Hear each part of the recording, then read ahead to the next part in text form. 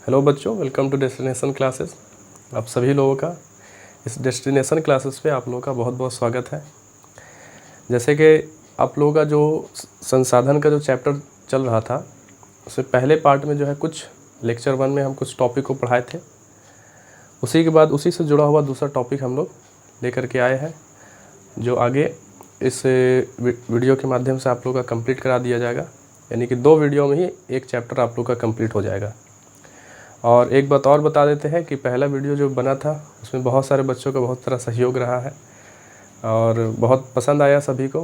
ये बड़ा अच्छा लगता है ये सब चीज़ जान करके कि कुछ अगर मेहनत कर रहे हैं तो अगर कुछ लोग में तारीफ़ करते तो बड़ा अच्छा लगता है। बहुत सारे लोग उस वीडियो को व्हाट्सएप पे, अपने अदर प्लेटफॉर्म सोशल मीडिया पे स्टेटस वगैरह भी लगाए थे, तो बड़ा अच्छा लगा देख करके ये सारा चीज़। तो उन सभी लोगों को बहुत बहुत शुक्रिया। ठीक है, वो ऐसे आप लोग का ये छोटा सा सहयोग हम लोग के लिए समझो एक बहुत बड़ा मोटिवेशन का काम आता है और इसलिए हम लोग को और ज़्यादा से ज़्यादा काम करने में अच्छा लगता है। चलिए, ज़्यादा वीडियो को बड़ा नहीं करेंगे हम। ये पहले वीडियो में आप लोग को बता चुके हैं, हम कोशिश करेंगे कि कम वीडियो रहे और उसमें ज़्यादा से ज़्यादा आप लोग को हम कंटेंट टानते चले जाएँ। ठीक है, देखो अगला सप्ताह हो चुका था, जैव अजैव नवीकरणीय अनवीकरणीय ये सब चीज़ पढ़ाया जा चुका है। उसी से जुड़ा हुआ आगे हम थोड़ा सा देखेंगे। ये 4th नंबर पे आ जाता है। 3 टाइप का जो था वो कंप्लीट हो चुका है, ये 4th टाइप आ गया। ठीक है, तो विकास की स्थिति के आधार पर जो है कुछ इसको बढ़ाया गया है। जैसे संभावित संसाधन आ जाता है। ठीक है, पहला हम लोग क्या पढ़े थे, जैव अजैव, है ना। उसके बाद सेकेंड हम लोग नवीकरणीय अनवीकरणीय। उसके बाद थर्ड हम लोग पढ़ लिए थे राष्ट्रीय अंतर्राष्ट्रीय, ये सारा कंप्लीट हो गया। उसके बाद 3 कंप्लीट करने के बाद चौथा टाइप आता है, जो चौथे टाइप को हम लोग कहते हैं विकास की स्थिति के आधार पे। ठीक है, विकास की स्थिति के आधार पे संसाधन को 4 टाइप में बांटा गया है, जिसको संभावी और हो गया आप लोगों का विकासित, फिर भंडार हो गया है और उसके बाद संचित कोष आ जाता है। ठीक है, एक चीज़ बता दें, यहाँ पे चारों टाइप को नहीं पढ़ना है। 3 टाइप सब एक दूसरे से मिला हुआ है। अगर इसका बात करें संभावित संसाधन का, तो संभावित संसाधन से जुड़ा ही है ये दोनों, विकसित और भंडार दोनों एक दूसरे से जुड़ा हुआ है। तो हम तुम लोगों को जो है 1st और 4 ये दोनों को पढ़ाएंगे। ठीक है, बाकी विकसित और भंडार जो है आप लोग बुक से थोड़ा बहुत नॉर्मल रीडिंग कर लीजिएगा। ठीक है, ज़्यादा उतना इंपॉर्टेंट नहीं होता है, वही चीज़ है। कोशिश करेंगे बता देने के बारे में। ठीक है, कैसे क्या चीज़ है इसके बारे में।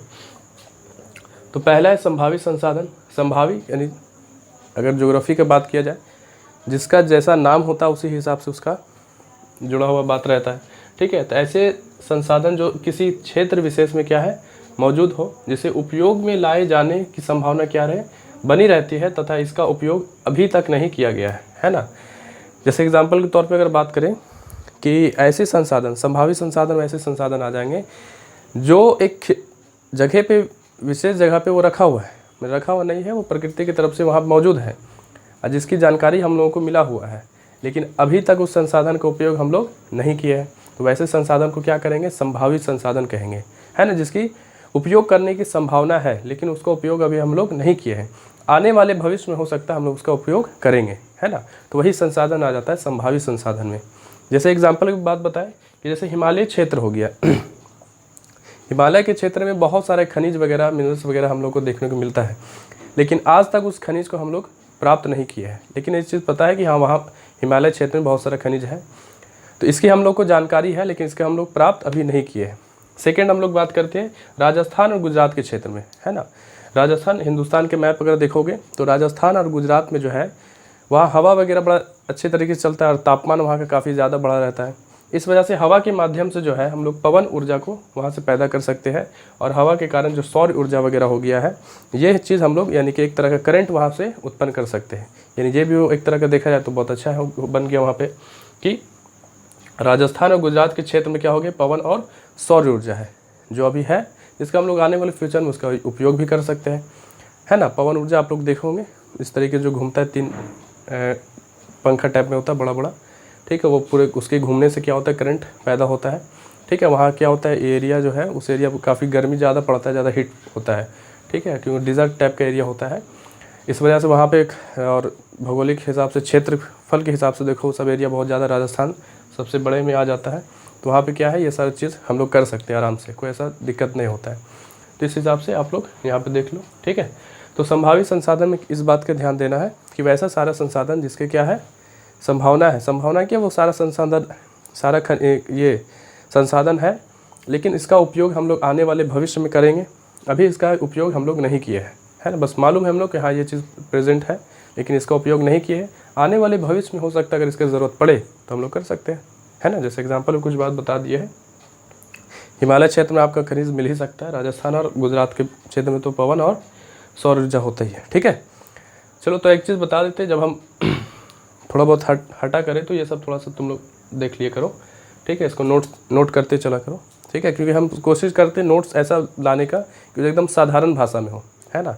बुक से भी उठा रहे होते तो बुक को हम क्या करते हैं थोड़ा सा सरल भाषा में बनाते हैं, ठीक है, कि जिससे आप लोगों को ज़्यादा परेशानी ना हो, कि नॉर्मल सरल भाषा में आप लोग नोट्स को समझते चले जाओ, ठीक है। इसके बाद दूसरा हम लोग देखेंगे, ये विकसित और भंडार इसी से जुड़ा हुआ है, ठीक है। तीसरा हम लोग चलेंगे डायरेक्ट संचित कोश संसाधन में, ठीक है। चलो अब आगे देखते हैं हम लोग अगला संचित कोश संसाधन, ठीक है। ये चौथा पॉइंट में आ जाता है, ठीक है। तो संचित कोश संसाधन भी इसी से जुड़ा हुआ सारा टॉपिक है, कोई ऐसा बहुत बड़ी चीज़ नहीं है। देखो इसका अगर डेफिनेशन देखोगे तो वास्तव में ऐसे संसाधन भंडार संसाधन के ही अंश है, ठीक है ना, जिसे उपलब्ध जो है हम लोग तकनीक के आधार पर करते हैं, ठीक है। तकनीक के आधार पर करते हैं, प्रयोग में लाया जा सकता है। इसका उपयोग प्रारंभ में नहीं हुआ है या भविष्य की पूंजी भी कहा जाता है, ठीक है। जैसे कि पहला ये बताएं, यहाँ पे जो हम बताया है संसाधन भंडारण संसाधन के ही अंश है, तो यहाँ पे आता है भंडारण संसाधन। देखो भंडारण संसाधन के बारे में थोड़ा सा बता दे, इतना ज़्यादा इंपॉर्टेंट नहीं होता है ये, बस नॉर्मल एक दूसरे से जुड़ा ही है। भंडारण संसाधन में वो संसाधन आ जाता है कि ऐसे संसाधन है जिसको हम लोग उपयोग कर सकते हैं और जिसको जो है प्रेजेंट है उसके बारे में हमको पता भी है, लेकिन उसको हम लोग निकालना हम लोग के लिए संभव नहीं है। जैसे एग्जांपल के तौर पे मान लो कोई ऐसा संसाधन देख लेते ज़मीन के नीचे, मान लो यहाँ पे बहुत नीचे ज़मीन के नीचे है, सारे लोगों को पता है कि हाँ इसके नीचे कोई ऐसा खनिज वगैरह है, कुछ तो है प्रेजेंट। अब इसको हमको निकालना चाहे, मान लो निकालने के खर्च में ये पूरा जो प्रेजेंट है इसका दाम मान लो 5 रुपया है, एग्जाम्पल के तौर पर बता रहे हैं। ये जो हम लोग का निकलेगा उसका मूल कीमत जो है 5 ही रुपया है, लेकिन इसको निकालने के लिए जो तकनीक का उपयोग किया जाए वो करीबन पड़ जाए उसका 5,000, है ना। 5,000 रुपया अगर पड़ जाए तो क्या इस तरीके से काम करना सही है? ये काम क्या हो जाएगा, थोड़ा सा गलत हो जाता है ना। यानी कि जितना हम अगर निकाल रहे हैं उसका उस हिसाब से उपयोग ही नहीं, उससे हमको कुछ फ़ायदा मिलने वाला ही नहीं है। तो ऐसे में क्या करते हैं, इस भंडारण संसाधन को छोड़ दिया जाता है वहीं पर कि चलो ये संसाधन का भंडार है, रहने दो, आने वाले भविष्य में इसका उपयोग जब तकनीक वगैरह आगे बढ़ते चला जाएगा तब इसका उपयोग हम लोग करेंगे, है ना। तो ये भंडारण संसाधन के बारे में था, ठीक है। उम्मीद करते समझ में आया होगा ये चीज़। तो यही चीज़ आ जाता है संचित कोश में कि वास्तव में क्या है, ऐसे संसाधन किस में आता है, भंडारण संसाधन में आ जाता है, जिसे उपलब्ध तकनीक के आधार पर प्रयोग में लाया जा सकता है। इसका उपयोग जो है प्रारंभ में अभी नहीं किया गया है, ये भविष्य का कहा जाता है पूंजी है, ठीक है ना। ये एक तरह का देखो तो संचित और भंडारण दोनों एक दूसरे से जुड़ा हुआ है ना। लेकिन अब अभी हम लोग पास इतना ज़्यादा तकनीक नहीं है जिस तकनीक का उपयोग करके हम लोग उस संसाधन को यूज़ में ला सकते हैं, है ना। अगर जिस तकनीक अभी मेरे पास प्रेजेंट है वो तकनीक का यूज़ अगर हम लोग कर दे तो उसमें हम लोग का खर्च क्या पड़ जाएगा, ज़्यादा। लेकिन जो चीज़ हम लोग बना रहे, जो चीज़ हम लोग खनिज वगैरह ला रहे हैं उसका उपयोग करना हम लोग एक तरह के घाटे में रह जाएंगे। तो इस वजह से सारे लोग क्या किया गया, डिसीजन ये ले गया कि अभी वैसे संसाधन को छोड़ दो, आने वाले भविष्य में इसको कहा गया पूंजी, है ना। कि आने वाले भविष्य में अगर टेक्नोलॉजी हम लोग का आगे बढ़ता है, अगर हम लोग और आने वाले वक्त में थोड़ा सा ग्रोथ करते हैं, हम लोग पर संसाधन और ज़्यादा तरक्की करते चला जाता है, तो हो सकता है इस तरीके से चीज़ों को हम लोग निकाल सकते हैं। जैसे और बात को थोड़ा डिफाइन करें हम, तो पहले क्या था, अगर पानी, अगर जल को ही देखो, जल भी एक बहुत बड़ा एक तरह का संसाधन है। जल पहले क्या था, एक कुआँ से निकलता था, है ना, नहर वहर हो गया, फिर उसके बाद कुआँ था। तो कुआँ में क्या था, सारे व्यक्ति को रस्सी के माध्यम से बाल्टी डाला जाता था, बाल्टी के माध्यम से उसको ऊपर खींच करके निकाला जाता था। लेकिन उसी को धीरे धीरे डेवलप करते करते हम लोग पास क्या आया, चापाकल आया, और भी बहुत सारा हुआ, ठीक है, बहुत तरह की बात है। चापाकल मान लो, चापाकल कहा जाता है। उसके बाद क्या है, आज हमारे पास हर घर में क्या है, एक मोटर के माध्यम से हम चीज़ों को टाल लेते हैं, डायरेक्ट मोटर लटका दिया गया है, या फिर कहीं पे कुछ बहुत तरह की चीज़ हो गया है, या फिर ऊपर बहुत बड़े बड़े मोटर आ जाता है, पाइप लगा है, मोटर डायरेक्ट स्विच ऑन करो टाल लिए। तो यहाँ पे क्या है, तकनीक हमारे पास ऑलरेडी आ गया है ना। तो उस ज़माने के हिसाब से देखो और अभी देखो तो तकनीक कितना ज़्यादा चेंज हुआ है। तो इस वजह से ये सारे संसाधन को यहाँ पे रोक दिया गया है कि हो सकता है आने वाले वक्त में और डेवलपमेंट हो, जिसका खर्च आज हम लोग को निकालने पे वैसा कोई ज़रूरत भी नहीं है, और वैसे चीज़ को अगर आज हम निकाल लें तो हो सकता है कि हमारे लिए एक बेवकूफ़ी का काम हो जाए, है ना। जो आने वाले वक्त में इसका अगर टेक्नोलॉजी वगैरह और हम लोग ग्रोथ करते हैं तो आने वाले वक्त में इसको क्या करेंगे, उपयोग हम लोग कर सकते हैं, ठीक है, जिसमें हम लोग को खर्च भी कम पड़े, और उस ज़माने में अगर निकालें तो हम लोग के लिए एक भविष्य में की कुंजी है ना, यानी आने वाले भविष्य जो है उन लोगों के लिए सही उपयोग आ जाए, ठीक है। चलिए आगे देखते हैं। अगला पॉइंट आता है हम लोग के बीच में संसाधन नियोजन, है ना। ये जो 4 टाइप में जो बांटा गया था संसाधन को, वो 4 टाइप हम लोगों का हो गया है कंप्लीट। अब आगे कुछ 1-2 पॉइंट है, उस 2 पॉइंट को हम लोग देख लेते हैं, जिसमें से एक पॉइंट आता है संसाधन नियोजन। तो संसाधन नियोजन आखिरकार कहते किसको है, इसका शॉर्ट में डेफिनेशन हम बता दिए हैं कि संसाधन का विवेकपूर्ण उपयोग ही संसाधन नियोजन कहलाता है। यानी जो संसाधन है उस संसाधन का हम लोग सही ढंग से जितना ज़रूरत है उस ज़रूरत के हिसाब से उपयोग करना ही हमारा संसाधन नियोजन कहलाता है ना। जैसे कहने का मतलब है कि आप जल हम लोग के बीच में बहुत ज़्यादा उपयोग में आता है, तो जल का उपयोग हम लोगों को उतना ही करना है जितना ज़रूरत है ना। इतना ज़्यादा जल का उपयोग नहीं करना है जितना ज़्यादा ज़रूरत नहीं है। जल की ज़्यादा उपयोग कर देने, जहाँ पे 1 बाल्टी का ज़रूरत है वहाँ पे 4 बाल्टी बहा रहे हो, तो ये क्या हो गया है, संसाधन संरक्षण हम लोग का नहीं हुआ है, संसाधन नियोजन नहीं हुआ है, ठीक है।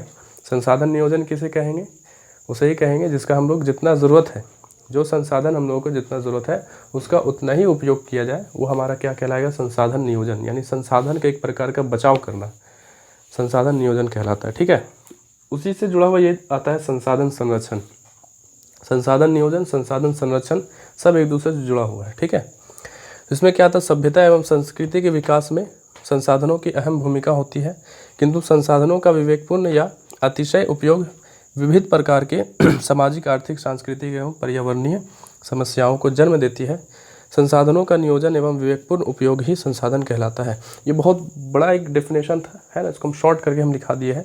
बस संसाधन संरक्षण ध्यान में इतना रखना है, उसमें हम लोग कह देंगे संसाधन संरक्षण यानी जितना हम लोग को ज़रूरत है उस ज़रूरत के हिसाब से हम लोग उसका उपयोग करें, ठीक है। इतना ज़्यादा उपयोग ना कर ले, जहाँ पे हम लोग को जिस तरीके से हम बताए थे, पेट्रोल हम लोग के संसाधन बहुत ज़्यादा इंपॉर्टेंट हो गया, कोयला बहुत ज़्यादा इंपॉर्टेंट है, ये सारा चीज़। लेकिन ये सब क्या खत्म कगार पे जा रहा है, और इसे बनाना है कोई छोटे मोटे चीज़ नहीं कि तुरंत बन जाता है, लेकिन ये सब संसाधन क्या इंपॉर्टेंट है, तो ये सब का इतना ही उपयोग किया जाए जितना ज़रूरत है। जिस तरीके से जल क्या है हम लोग की ज़िंदगी के लिए सबसे ज़्यादा इंपॉर्टेंट है, तो जल का भी उतना ज़्यादा उपयोग किया जाए जितना ज़्यादा हम लोग को ज़रूरत है ना। लेकिन हम लोग का जिस तरीके से हम लोग का मानव सभ्यता बढ़ते चला गया, जब शुरू हम लोग को जितना भी सारा संसाधन वगैरह जितना भी चीज़ मिला, तो वो सब का क्या है, हम लोग एक तरह का बहुत गलत तरीके से उपयोग करना, मतलब हम लोग उस चीज़ की कदर नहीं किए, जितना चाहे उतना उपयोग करना शुरू कर गया। लेकिन आज हम लोग को उसकी कदर महसूस होता है ना, तब जाकर हम लोग चाँद पे पहुँचने का बात करते हैं, है ना। चाँद पे जाने का मेन मकसद देखा जाए तो यही सारा चीज़ बात को लेकर के होता है कि आज मानव क्या है, चाँद पे जा कर के पानी और सोर्स को खोजना शुरू किया, संसाधन को खोज रहे हैं, है ना। क्यों? क्योंकि आने वाले वक्त में ये बात पूरा फिक्स है कि पृथ्वी से सारा संसाधन क्या हो जाएगा, ख़त्म हो जाएगा। तो उस सारे संसाधन का ख़त्म हो जाएगा, ये बात अब हम लोग को पता चलता है ना। लेकिन जब शुरू मिला था सारे चीज़ को, जितना हम लोग के आने वाले जो भी बुजुर्ग वगैरह थे वो जिस तरीके से पाए उसका उपयोग करते चले गए, है ना। लेकिन आज हम लोग इस चीज़ का अध्ययन करने के बाद ये पता चलता है कि संसाधन वाकई में ख़त्म कगार पे जा रहा है, और संसाधन का हम लोग को बहुत ज़्यादा ज़रूरत है। तो संसाधन का संरक्षण वही कहलाएगा कि जितना ज़्यादा उपयोग करना उतना ही ज़्यादा इसका बचाव, एक प्रकार का कह सकते हैं कि संसाधन का बचाव करना हम लोग के लिए एक तरह का संसाधन संरक्षण कहलाता है, ठीक है। उसी बात को यहाँ पे लिखा है, जिस तरीके से मानव सभ्यता बढ़ते चला गया, हमारा सभ्यता एवं संस्कृति जैसे जैसे विकास किया है, संसाधन का क्या है, अहम भूमिका है ना। जो भी हम लोग आगे बढ़े हैं, उस आगे बढ़ने में क्या है, जितना भी टेक्नोलॉजी वगैरह आगे बढ़ा है, हम लोग अब बहुत बड़ी बड़ी चीज़ को बनाते चले गए। हम लोग बिल्डिंग बना दिए हैं, हम लोग बहुत ऐसी चीज़ों को बनाते चले गए। तो ये किस पे है, सारे चीज़ संसाधन पे है ना। मान लो जंगल पे अगर ध्यान दो तो लकड़ियाँ से हम लोग ना जाने कितने चीज़ को बनाते चले गए, है ना। तो ये सब किस में है, संसाधन की वजह से ही मानव सभ्यता डेवलप करते चला गया, है ना। सब पर्यावरण से हम लोग चीज़ों को उठाए हैं, पर्यावरण की चीज़ों उठा करके हम लोग अपने ज़िंदगी को बेहतर बनाने के चक्कर में लगते रहे। लेकिन हम लोग इस चीज़ को भूल गए कि पर्यावरण को, जिस पर्यावरण को हम लोग हानि पहुंचा रहे, उसी पर्यावरण पर डिपेंड हम लोग भी है। अगर पर्यावरण खत्म होता है तो हमारा मानव सभ्यता भी खत्म हो जाएगा। मानव सभ्यता अगर टिका हुआ है तो वो पर्यावरण पे ही टिका हुआ है। है ना। लेकिन हम जो शुरू कर कहा जाता है मानव अपने लालच और लिप्सा की वजह से कुछ चीज़ पे ध्यान नहीं देते हैं, बस लगे हुए हैं जिस तरीके से चाहे तो उस तरीके से, ठीक है। बस आगे देखते हैं कि किंतु संसाधनों का अविवेकपूर्ण, अविवेक यानी कि गलत तरीके से इस्तेमाल करना या फिर अतिशय उपयोग विविध प्रकार के सामाजिक आर्थिक, है ना, मतलब गलत तरीके से उपयोग करना हमारा क्या सामाजिक हो गया या फिर आर्थिक हो जाता है, सांस्कृतिक व पर्यावरणीय समस्याओं को जन्म देता है ना। हम लोग अगर इसको गलत तरीके से उपयोग करें, है ना, अगर पेट्रोल है तो झूठ मूठ का लेके मत निकल जाओ, सही उपयोग करो, ठीक है। चलो उसके बाद क्या है, अगर इस तरीके से कंडीशन खड़ा हुआ तो हम लोग का सामाजिक स्तर पे भी हम लोग को प्रभाव पड़ेगा, उस तरीके से आर्थिक स्तर पे भी, सांस्कृतिक स्तर पे भी और पर्यावरणीय सबसे ज़्यादा इंपॉर्टेंट है ना। अभी जस्ट हम बता रहे थे पर्यावरणीय पे भी हम लोग का इफेक्ट बहुत ज़्यादा पड़ेगा, है ना। समस्याओं को ये क्या करेगा, जन्म देगा। संसाधनों को नियोजन एवं विवेकपूर्ण उपयोग ही संरक्षण कहलाता है। यानी संसाधन का हम लोग क्या करेंगे, विवेकपूर्ण उपयोग, है ना, विवेकपूर्ण उपयोग करना ही हमारा क्या कहलाएगा, संसाधन संरक्षण एक प्रकार का कहलाता है, ठीक है। नहीं संसाधन, इतना बात हम लोग को आप लोग को दिमाग में आना चाहिए कि पढ़ने का मतलब ये नहीं कि पढ़े हैं और एग्ज़ाम निकल गया, पढ़ने का मतलब ये कि नॉलेज है तो उस चीज़ का अप्लाई भी करो, है ना। आज आप लोग के इस टॉपिक हम पढ़ा रहे होंगे तो बहुत ऐसे बच्चे ऐसे होंगे जो क्लास 10th पास आउट होंगे, लेकिन उनको ये सारा बात पता नहीं होगा, खास करके बिहार बोर्ड के बच्चों को हम बता रहे हैं, ठीक है। उसका तो और सबसे ज़्यादा ख़राब कंडीशन में हम लोग को दिखता है ना, कि बहुत सारे 10th 12th सारा पास है, लेकिन जब एक छोटा से छोटा सवाल पूछ लिया जाए तो बड़ा दिक्कत हो जाता है ना। तो ये सारा टॉपिक आप लोग को दिमाग में इतना रहना चाहिए कि ये सारा चीज़ कितना ज़्यादा इंपॉर्टेंट है ना। इसलिए कहा जाता है कि नॉलेज सबसे ज़्यादा इंपॉर्टेंट हो जाता है। ये सब चीज़ों का अगर नहीं पता रहेगा तो हम लोग वही काम कर रहे होंगे जो करते आ रहे हैं, है ना। हम लोग जल मिला हुआ है, हर चीज़ अभी उपलब्ध है हम लोग पास, अभी प्रेजेंट है, उसका तीव्रतम दोहन करना शुरू कर देंगे, है ना। तो ये सारी बातों से हम लोग को पता ये चलता है कि संसाधन को सही ढंग से इस्तेमाल करना चाहिए, क्योंकि कितना ज़्यादा संसाधन हम लोग के लिए उपयोगी है, ठीक। जिस तरीके से इस टॉपिक को हम बता रहे थे कि संसाधन हम लोग के लिए कितने ज़्यादा उपयोगी है, इस वजह से जब हम लोग का देश जब आज़ाद हुआ था तो कुछ यहाँ पे महात्मा गांधी का कुछ ऐसा बात यहाँ पर निकल के आया था जो ये कई बार एग्ज़ाम में पूछा गया है, जिसको आप लोग VVI के तौर पर लिख सकते हो, ठीक है, जो काफ़ी इम्पोर्टेंट हो जाता है। जो एग्ज़ामिनर पूछ लेता है कि यह कथन किसका है, ये कथन दे देगा। जैसे महात्मा गांधी कहते कि हमारे पास पेट भरने के लिए बहुत कुछ है, लेकिन परंतु पेटी भरने के लिए नहीं, है ना। हमारे पास पेट भरने के लिए बहुत कुछ है, लेकिन पेटी भरने के लिए हमारे पास नहीं है, ठीक है। ये कथन दे देता है ऑब्जेक्टिव में। अब पूछ लेकर यह कथन किसका है, तो जब भी ऑब्जेक्टिव पूछे तो डायरेक्ट मार देना है महात्मा गांधी। फिर इसके बाद कुछ अभियान वगैरह चला है, जिस अभियान के बारे में पूछ लेते हैं। जैसे में आपका हो गया है नर्मदा बचाओ अभियान। नर्मदा बचाओ अभियान के कौन चलाए थे, मेघा पाटेकर, ठीक है। नर्मदा बचाओ अभियान मेघा पाटेकर, ये सब ऑब्जेक्टिव है, ऑब्जेक्टिव के लिए हम इम्पोर्टेंट है। एक न एक सवाल एकदम फिक्स रहता है सबसे ऑब्जेक्टिव में, ठीक है, तो याद रखो। उसके बाद चिपको आंदोलन। चिपको आंदोलन कौन चलाए थे, सुंदरलाल बहुगुणा, है ना। इसके जो हेड बने थे सुंदरलाल बहुगुणा। कोई भी जो है देखो अभियान वगैरह जो चलाया जाता है वो एक इंसान नहीं चलाता है, ठीक है, लेकिन एक जो हेड होते हैं, जो लीडर होते हैं, उन्हीं का नाम सामने आता है, ठीक है। लेकिन जबकि अभियान वगैरह जब चलाया जाता है तो सारी जनता उसके साथ रहते हैं, ठीक है। तो सभी का नाम नहीं दे करके उसके जो हेड बनते हैं उस हेड का ही नाम दिया गया था। तो नर्मदा बचाओ अभियान, मेघा पाटेकर, चिपको आंदोलन, सुंदरलाल बहुगुणा। उसके बाद है वर्षा जल संचय नीति, है ना, कि वर्षा जल को संचय करके किस प्रकार रखा जाता है। ये बहुत आप लोगों को शायद समझना चाहिए इस चीज़ को, कि ये जो चलाए थे संदीप पांडे, है ना। संदीप पांडे वर्षा जल, यानी कि वर्षा जहाँ पे जल की कमी होता है वहाँ पे वर्षा जल संचय करने का, संचय यानी कि जमा करने का ये नीति जो चलाए थे ये संदीप पांडे, ठीक है।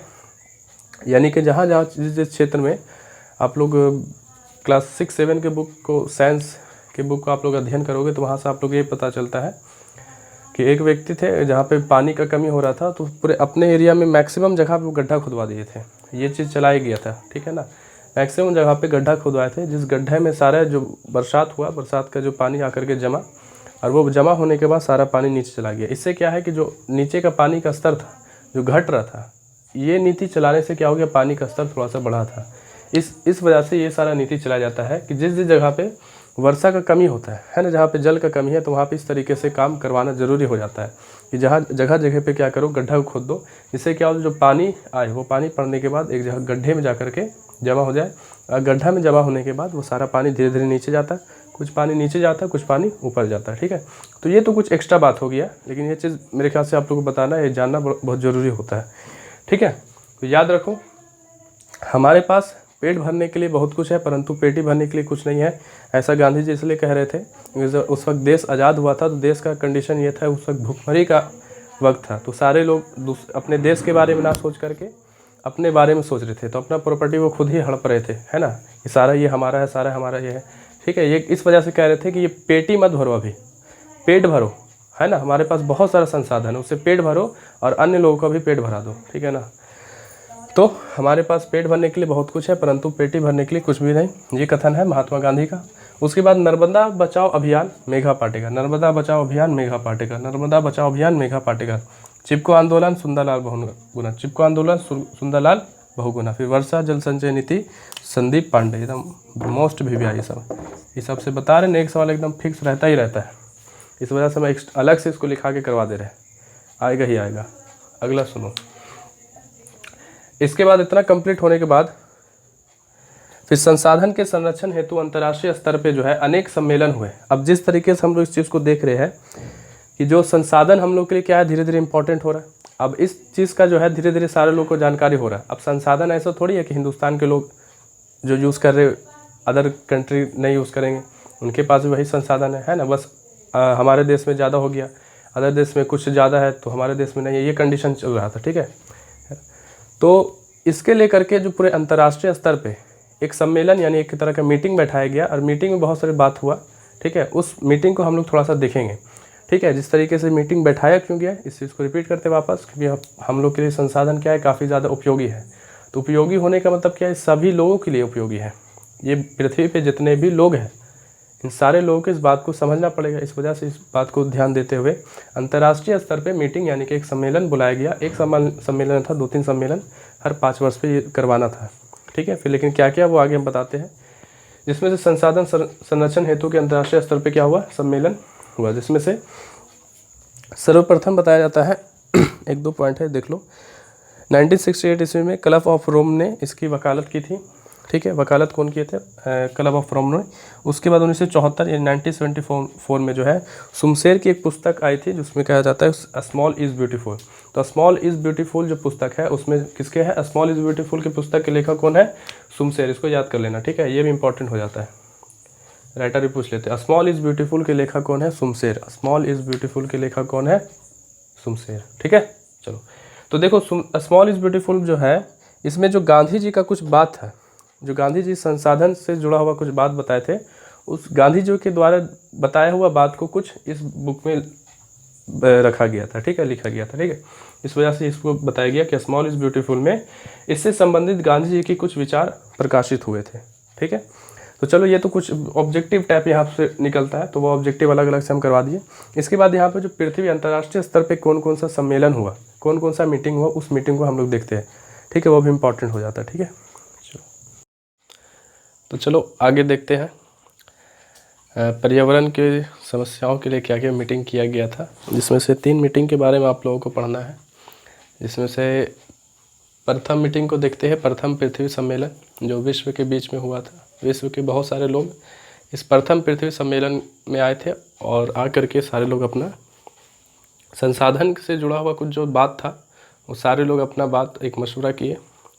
और ये जो प्रथम पृथ्वी सम्मेलन हुआ था, इसमें से क्या क्या बात जो याद रखना है वो थोड़ा सा ध्यान देना, कि इस सम्मेलन का आयोजन जो हुआ था वो 3 जून 1992 को हुआ था, है ना, 1992 को हुआ था।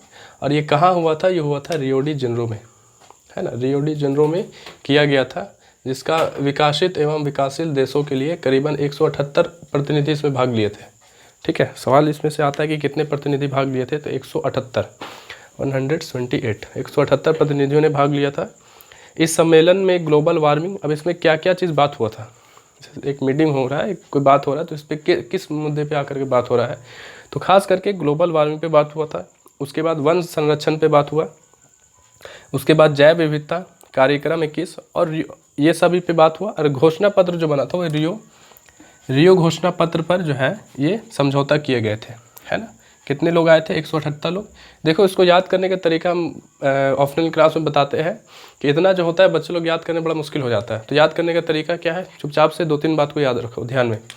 सबसे पहले है कि इसका डेट याद करो, डेट कब से कब तक है। और देखो साल को अच्छे से याद कर लेना, क्योंकि ऑब्जेक्टिव पूछता है तो साल पूछेगा। जहाँ पे डेट फिक्स नहीं होता है, 314 जून है तो ये फिक्स नहीं है, तो उतना डेट देने वाला नहीं है, वो साल ही पूछेगा कि कौन से साल में हुआ था। ठीक है, तो 3 से 14 जून 1992 के बीच में हुआ था। ये डेट याद रखना, सबसे पहला पॉइंट बनाओ इसमें कॉपी में 1992, चुपचाप से इतना ही रखो डेट याद। उसके बाद कहाँ हुआ था? तो रियो डी जेनेरो में। ठीक है ना, इसको रियो डी जेनेरो में कर देना। ठीक है, उसके बाद इसमें कितने लोग आए थे? विकसित देशों के लिए लगभग करीबन 178 प्रतिनिधि जो थे इसमें भाग लिए थे। ठीक है, अलग अलग देश से सारे लोग आए थे। ठीक है, और इसमें कौन कौन सा बात हुआ? तो ये 4 चीज़ पे आपको याद रखना है। ग्लोबल वार्मिंग पे बात हुआ था, उसके बाद वन संरक्षण पे बात हुआ था, उसके बाद जैव विविधता और कार्यक्रम 21 पे बात हुआ था। ये 4 पॉइंट को आप लोग ध्यान रखना। किस पे बना था? रियो घोषणा पत्र पर यह समझौता हुआ था। ये 4 से 5 पॉइंट के हिसाब से आप लोग याद रखो। ठीक है, सबसे पहला डेट 1992, उसके बाद सेकेंड कहाँ हुआ था? Rio de Janeiro. उसके बाद थर्ड किस किस चीज़ों पे बात हुआ था? तो किस पे बात हुआ था? कार्यक्रम 21 हो गया है, वन संरक्षण हो गया है, जैव विविधता हो गया है। ठीक है, फिर ग्लोबल वार्मिंग हो गया। ये 4 पॉइंट को याद रखना है। घोषणा पत्र क्या था? तो रियो घोषणा पत्र पर यह समझौता हुआ। ये प्रथम सम्मेलन सक्सेसफुली सही ढंग से हो गया। उसके जस्ट 5 साल के बाद फिर द्वितीय पृथ्वी सम्मेलन हुआ। द्वितीय पृथ्वी सम्मेलन जो हुआ था वो पहला जो पृथ्वी सम्मेलन हो चुका था, उसी के जांच में जो काम करवाया गया है। जब यहाँ पे जो 1992 में जो सारे देश लोग जो बात किए थे कि ये काम हम लोग को करना है, ये ग्लोबल वार्मिंग के लिए कुछ काम करना है, जैव विविधता, तो ये काम के एक तरह का अनुमान के लिए, डिटेल्स निकालने के लिए, क्या ये सही ढंग से काम हुआ कि नहीं हुआ, उसके लिए द्वितीय पृथ्वी सम्मेलन बैठा था। ठीक है, कब बैठा? जस्ट इसके 5 साल बाद। देखो 1997 में बैठा। ठीक है, उतना ध्यान मत देना, 23 से 27 जून उतना ध्यान मत दो। ठीक है, अगर एग्जाम के लिए पढ़ रहे हो तो एग्जाम में पूछता है साल। ठीक है, तो साल में सबसे पहले तो ये है कि इस सम्मेलन का आयोजन जो है 23 से 27 जून 1997 को न्यूयॉर्क में हुआ था। जगह का नाम इंपॉर्टेंट होता है, जगह हो गया, साल हो गया, सब इंपॉर्टेंट है। न्यूयॉर्क में क्यों हुआ था? प्रथम सम्मेलन के मूल्यांकन के लिए। ठीक है, मूल्यांकन के लिए हुआ था। जो प्रथम सम्मेलन जो यहाँ पे हुआ है उसके मूल्यांकन के लिए 5 वर्ष बाद, कितने सालों बाद हुआ था? 5 वर्ष बाद हुआ था, 5 वर्ष बाद आयोजित हुआ। इसलिए इसे क्या कहते हैं? +5 सम्मेलन भी कहा जाता है। ठीक है ना, बात समझ में आया? जैसे प्रथम सम्मेलन जो हुआ, प्रथम सम्मेलन में क्या क्या बात हुआ है, नहीं हुआ है, उस पर हम लोग को क्या क्या काम करना है, क्या क्या एक्शन लेना है, क्या वो काम जो वाकई में हम लोग बैठ करके किए, क्या वो काम सही ढंग से चला कि नहीं चला। इस वजह से 5 साल के बाद पहला प्रथम सम्मेलन 1992 में हुआ था।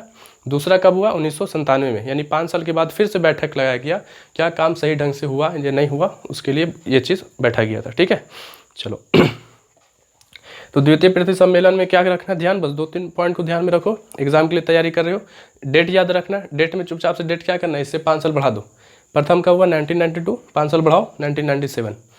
इतना डेट नहीं याद होता है, कोई बात नहीं, कोई दिक्कत नहीं है, नंबर नहीं कटने वाला है।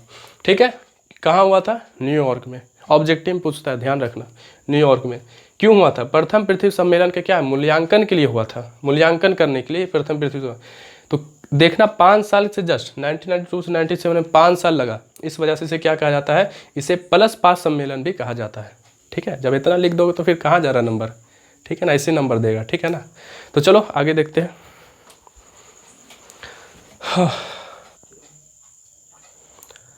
तो चलो आगे देखते हैं। क्योटो सम्मेलन। देखो प्रथम पृथ्वी सम्मेलन, उसके बाद द्वितीय पृथ्वी सम्मेलन।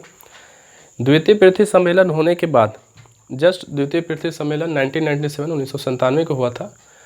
उसी के बाद एक तरह का क्योटो सम्मेलन भी बैठा लिया गया था उसी साल। ठीक है, तो देखो क्योटो सम्मेलन बैठाने का मेन मकसद ये था कि ग्लोबल वार्मिंग को पूरे पर्यावरण से बचाने के लिए, क्योंकि ग्लोबल वार्मिंग एक तरह का हम लोग के पर्यावरण के लिए बड़ा हानिकारक हो जाता है ना। तो ग्लोबल वार्मिंग के लिए खास करके इसमें बैठा गया था। तो देखो यहाँ पे, तो दिसंबर 1997 में पृथ्वी को ग्लोबल वार्मिंग से बचाने के लिए, है ना, दिसंबर 1997 में क्या हुआ था? पृथ्वी का द्वितीय पृथ्वी सम्मेलन में बैठा था। तो उसी वर्ष उसी वर्ष क्या हो गया, क्योटो सम्मेलन बैठा है। क्योटो सम्मेलन कब बैठ गया है, 1997, ठीक है। तो बात दिमाग में रखना, द्वितीय पृथ्वी सम्मेलन हुआ 1997 में, और उसी साल क्योटो सम्मेलन बैठा है। तो जरूर कुछ ना कुछ बात होगा, इतना इमरजेंसी क्या बात हो गया। तो 1997 में पृथ्वी को ग्लोबल वार्मिंग, अब बैठा क्यों, तो ग्लोबल वार्मिंग के लिए, है ना, ग्लोबल वार्मिंग से बचाने के लिए जो है। अब ये बैठा कहाँ है, तो जापान में, है ना, जापान में बैठा था। तो जापान के क्योटो से ये सम्मेलन हुआ था। जापान के क्योटो जगह का नाम है, वहाँ से ये सम्मेलन आयोजित हुआ था, जिसमें क्या है 159 देशों ने 159 देश के लोग यहाँ पे भागीदारी लिए थे। 159 देशों ने क्या किए थे, यहाँ पे भाग लिया। और इसमें जो मेन बात हुआ, अब ग्लोबल वार्मिंग मतलब किससे खतरा होता है, गैस से, है ना। तो इस पर 6 गैस पे मुख्य बात हुआ था, जिसमें से CO2 हो गया, मीथेन हो गया है, N2O हो गया, HFC पर हो गया, फिर फ्लोरोकार्बन हो गया है, फिर सल्फर हेक्साक्लोराइड हो गया। ये 6 मुख्य गैस था। इसी पे मेन बात हुआ था कि इससे क्या हो रहा था, हमारे पर्यावरण यानी ग्लोबल वार्मिंग को इफेक्ट पड़ रहा था, ठीक है। इससे हमारा पर्यावरण थोड़ा सा दूषित हो रहा था। तो इसी पर क्या हुआ था, सारे जो आपस में बैठे और बैठ करके बात ये किए है कि ग्लोबल वार्मिंग के लिए जिम्मेवार मानते हुए इसके उपयोग में कटौती पर सहमति बनी कि बहुत सारे देश को जो है, जो गैस, ये सारा गैस आ गया, इस गैस को थोड़ा सा आप लोग कम यूज़ करिएगा, है ना। इस पर सहमति बनी, जिससे बताया गया है कि जहाँ यूरोपीय संघ ग्रीन हाउस जैसे गैस को उत्सर्जन के लिए क्या किया गया, यूरोपीय संघ को 8% का क्या किया गया, कटौती करने को कहा गया कि 8% आप कम इस गैस का यूज़ करिए, है ना। उसके बाद संयुक्त राज्य अमेरिका जो था, उसको 7% पे बताया गया कि आपको 7% ये सब गैस को कम यूज़ करना है। उसके बाद जो था जापान को 6% का यूज़ कम करने के लिए बोला गया। दिमाग में बैठा लो कैसे कैसे क्या हुआ है। 8, 7, 6, 3 बात पे ध्यान रखना, 8%, 7%, 6%। 8% किसको बोला गया है, यूरोपीय संघ ग्रीन हाउस के गैसों के उत्सर्जन के लिए, ठीक है, 8% कम करने बोला। उसके बाद संयुक्त राज्य अमेरिका जो था उसको 7%, फिर जापान को 6%, ठीक है। ये पॉइंट के हिसाब से दिमाग में रखना है। उसके बाद क्या होता है, कटौती पर ये बात सहमति बने। इसे मॉन्ट्रियल समझौता 1987 का विस्तार भी माना जा सकता है। इस सम्मेलन को विश्व पर्यावरण सम्मेलन, या अब इसी सम्मेलन को हम लोग ये भी कहते हैं विश्व पर्यावरण सम्मेलन, या फिर इसको ग्रीन हाउस सम्मेलन के नाम से भी जाना जाता है ना। अगर विश्व पर्यावरण सम्मेलन जैसे क्योटो सम्मेलन और किस नाम से जाना जाता है, विश्व पर्यावरण सम्मेलन, या फिर इसको हम लोग ग्रीन हाउस सम्मेलन के नाम से भी जाना जाता है, ठीक है। मेन बात अगर हम इसको ये बताना चाहें कि क्योटो सम्मेलन आखिरकार है क्या, ठीक है। तो क्योटो सम्मेलन इसलिए बैठाया गया था जिसमें हम लोग का क्या था कि पर्यावरण पे 6 गैसों के लेकर के सबसे ज़्यादा हानिकारक पहुंचा रहा था। तो जैसे में अदर जो देश था ये 6 गैस का ज़्यादातर उपयोग कर रहे थे, जिससे हम लोग के पर्यावरण को ज़्यादा हानि पहुंच रहा था। इस वजह से पृथ्वी एक तरह का सम्मेलन, जिस सम्मेलन का नाम कहाँ बैठा, जापान में बैठा था, जापान के क्योटो शहर था। तो इस वजह से इसको क्योटो सम्मेलन के नाम से भी जाना जाता है। उसके बाद इसे ग्रीन हाउस सम्मेलन के नाम से भी जाना जाता है, और उसके बाद इसको जो है ये विश्व पर्यावरण सम्मेलन के नाम से भी जाना जाता है ना। इसको बैठाने का मुख्य उद्देश्य ये था कि जो 6 गैस जो हानिकारक बन रहा था उसको कटौती करने के लिए बताया गया था, है ना। मान लो जैसे बहुत सारे जापान वगैरह बहुत सारे काम वगैरह होता है, तो वहाँ पे उस गैस का उपयोग ज़्यादा किया जा रहा था, जो हमारे पर्यावरण को क्या कर रहा, दूषित कर रहा। तो उनको बताने के लिए किया गया है कि उनको कम यूज़ करना है ना। तो इस वजह से बैठा गया था। उसमें करीबन 159 देश लोग आए थे, 159 देशों से लोग यहाँ पे मौजूद हुए थे। उसके बाद ये गैस का नाम आप लोग याद रखना है, CO2 मीथेन हो गया सारा, N2O HFC पर। फिर बात किस पे हुआ था, ग्लोबल वार्मिंग के लिए, ठीक है। तो बस यहाँ पे बस इतना ध्यान रखना है। अब यहाँ पे 8% किसको कितना सहमति बना, तो यूरोपीय संघ जो था 8%, अमेरिका को 7% और जापान को 6% पे सहमति बना था, ठीक है। इतना बात आप लोगों को खास दिमाग में रखना है, ठीक है। चलो इसके बाद लास्ट एक और सम्मेलन था, उस पर लेकर के फिर इस वीडियो को हम लोग ख़त्म करेंगे, क्योंकि आज का वीडियो थोड़ा सा लॉन्ग होते जा रहा है। चलो अगला देखते हैं, तृतीय पृथ्वी सम्मेलन, है ना। क्योटो हो गया, क्योटो के बाद जो था तृतीय पृथ्वी सम्मेलन हुआ। प्रथम 1992, द्वितीय 1997, उस हिसाब से तृतीय जस्ट 5 साल के बाद, यानी कि 2002 में होना चाहिए, है ना। जस्ट वैसे ही हुआ, कोई दिक्कत नहीं है। लेकिन इस सम्मेलन का जो आयोजन हुआ था, इसको बताया जाता है प्रथम पृथ्वी सम्मेलन से 10 साल के बाद, ठीक है। प्रथम पृथ्वी सम्मेलन के हिसाब से 10 वर्ष बाद हुआ था। यानी इस सम्मेलन का आयोजन 10 वर्ष बाद, डेट तो देखो डेट कब था, 26 अगस्त से लेकर के 4 सितंबर 2002, इसके बीच में ये सम्मेलन हुआ था। 26 अगस्त से लेकर के 4 सितंबर। जैसे कि हम बार बार बता रहे हैं कि जहाँ पे डेट फिक्स नहीं रहता है तो वहाँ पे एग्जामिनर डेट वैसे भी नहीं देता है, तब वहाँ पे साल काम आता है कि साल क्या है, फिक्स है, ठीक है। तो साल पे ध्यान देना है। 10 वर्ष के बाद 26 से लेकर 4 सितंबर तक 2002 में ये कहाँ हुआ था, जोहान्सबर्ग में हुआ था, ठीक है। जोहान्सबर्ग में आयोजित हुआ था। इस सम्मेलन का जो में पर्यावरण संबंधित करीबन 150 धाराओं पर, 150 धाराओं पर जो है विश्व स्तरीय सहमति तैयार करना था, है ना। यानी इस सम्मेलन में क्या था, पर्यावरण संबंधित कुछ बात 150 धाराओं पर, यानी 150 धाराओं पर कुछ विश्व स्तरीय हम लोग सारे प्रतिनिधियों को कुछ बात करना था।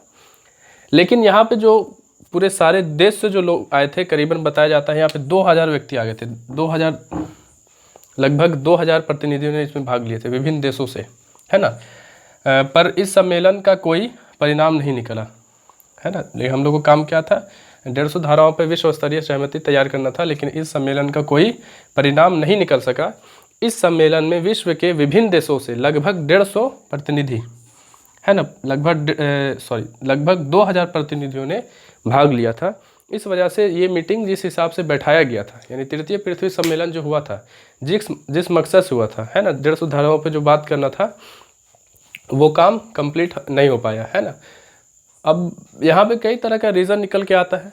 एक रीज़न तो हम लोग को स्पष्ट तरीके से दिख रहा है कि जब प्रथम पृथ्वी सम्मेलन बैठा था तो वहाँ पे कम लोग आए थे, दूसरे में कम, यानी 200 के अंदर लोग आए हुए थे, यानी कम लोग आए तो सारा काम हो गया अच्छे तरीके से। लेकिन जहाँ पे ज़्यादा लोग आए, यानी कि 2000 देशों से, अलग अलग विभिन्न देशों से 2000 प्रतिनिधि उसमें भाग लिए हैं, तो यहाँ पे क्या हुआ, बात यहाँ पे अलग बन गया, है ना। तो यहाँ पे जो काम करना था वो काम नहीं हो पाया, है ना। जिस हिसाब से उन लोगों को बैठे थे सारे लोग, वहाँ पे वो बात नहीं हो पाया, ठीक है।